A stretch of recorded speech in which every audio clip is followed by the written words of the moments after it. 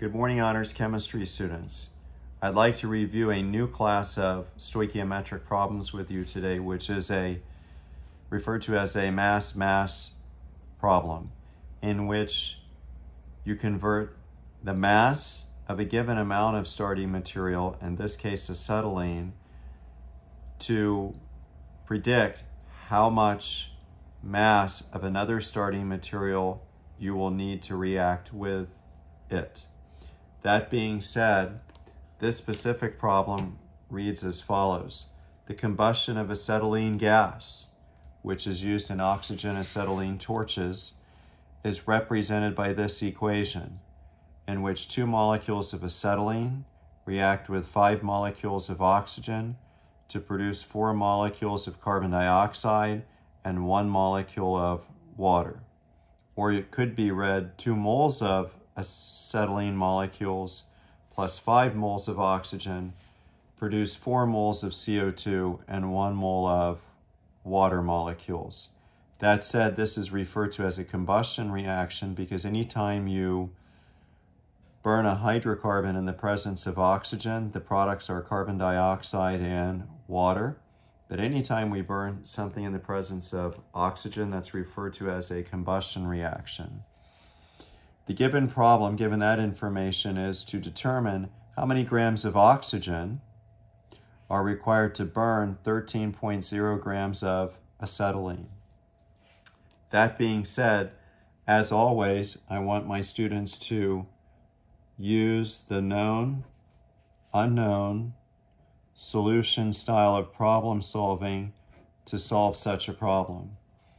You're asked how many grams of oxygen is a reactant, so you're looking for the mass of oxygen and some units of grams of oxygen. When you're given that, there are 13 grams of acetylene as the other reactant. So the mass of acetylene, C2H2, is equal to 13.0 grams of acetylene. So, in essence, you're going to have to convert grams of acetylene to grams of oxygen, but you can't make that conversion directly because we know that all roads must go down the mole road. So you're going to have to convert grams of acetylene to moles of acetylene and moles of acetylene to moles of oxygen and moles of oxygen to grams of oxygen. That's why we affectionately refer to this as a mass problem, because you're converting mass of one reactant to mass of another reactant.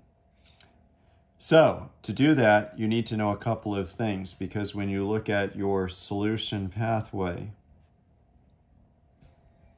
in essence, you're going to have to convert grams of acetylene to moles of acetylene. So grams of this substance to moles of this substance to moles of oxygen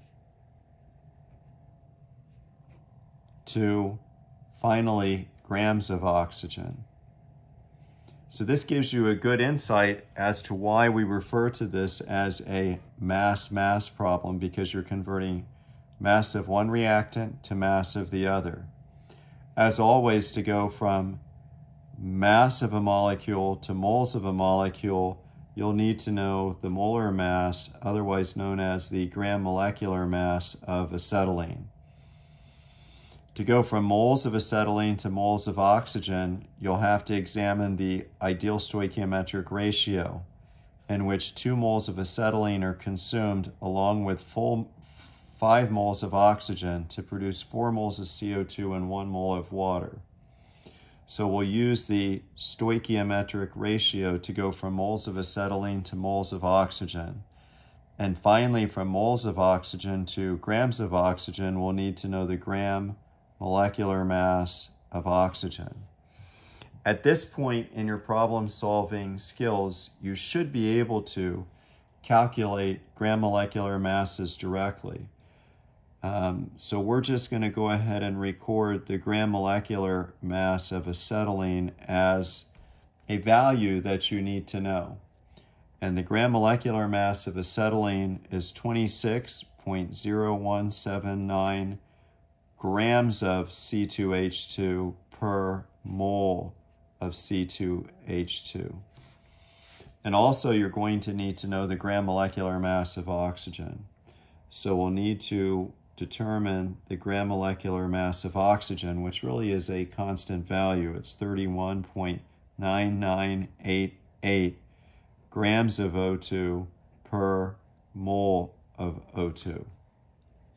So armed with those two pieces of information, and of course, the stoichiometric ratio, we should be able to readily convert grams of acetylene to grams of oxygen in a one-step conversion, which is the beauty of dimensional analysis. So we're going to set out to calculate the grams of oxygen required to consume 13 grams of acetylene. So we're looking for a mass of oxygen, and once again, as part of this strategy, you simply just have to copy and paste the unknown right there to start off your problem. Because what you're doing is you're telling the grader, hey, I'm looking for mass of oxygen in grams. You start with the information you're given, which you were told that you have 13.0 grams of acetylene to react with oxygen. But as you know, we don't use grams as a unit of comparison. We have to get to moles.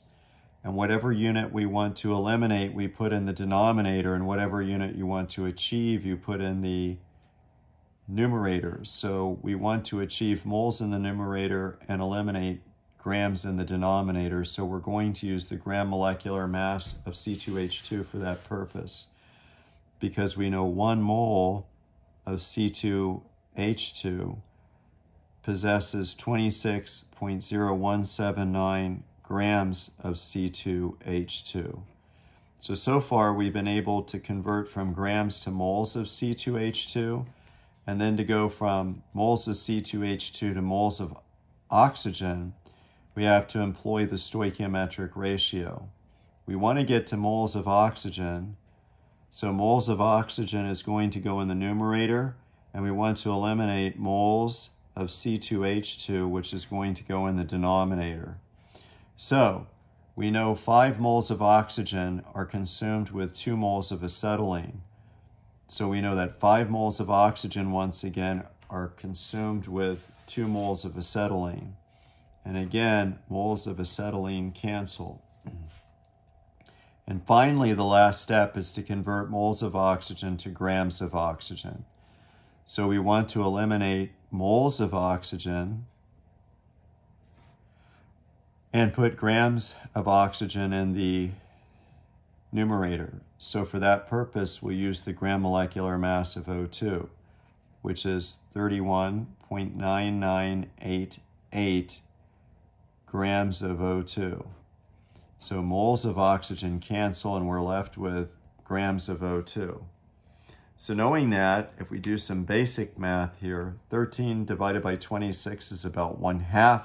1/2 times 5/2 is about 5/4. So we're going to be multiplying essentially 31.9988 by a number that's a little bit larger than 1.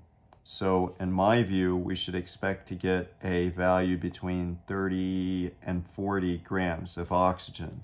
You always want to ask yourself if your answer makes sense. So to do that, we're going to multiply 13.0 times 5 times 31.9988. All I'm doing is multiplying the numerators together. And I'm going to press enter, and that gives me a value. And then I have to divide that value by the products and the quotient, which is essentially 26.0179 times 2. And when I do that, I get a value of 39.979 0.08 grams of O2. And just as I predicted, our value is somewhere between 31 and 40. So we had a pretty good prediction with that. That being said, your initial measurement has 3 significant figures. The decimal point is present. So if you use the Atlantic Pacific significant figure technique, you draw an arrow through all the zeros until you get to the first non-zero digit. Every digit thereafter is significant. So 13.0 has 3 significant digits. Thus, your answer should have no more significant digits than the measurement with the least. So we have to round 39.9708 to 3 sig figs. It looks like we can drop the 7 and the 9's going to become a 0, and this 9's going to become a 0, and the 3 is going to become a 40. So it looks like our correct answer is going to be 40.0 grams of O2. And in essence, the take-home point for this problem is that it's a mass-mass problem in which you're converting mass of one reactant to mass of another reactant. But all roads go down the mole road. To go from grams of reactant to moles, you need to use the gram molecular mass.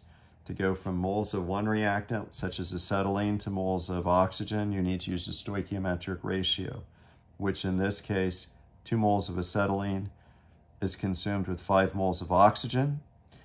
And to convert from moles of oxygen to grams of oxygen, use the gram molecular mass of O2 to get to a final value, which is 40.0 grams of oxygen. And in that way, you convert mass of one reactant to mass of another reactant.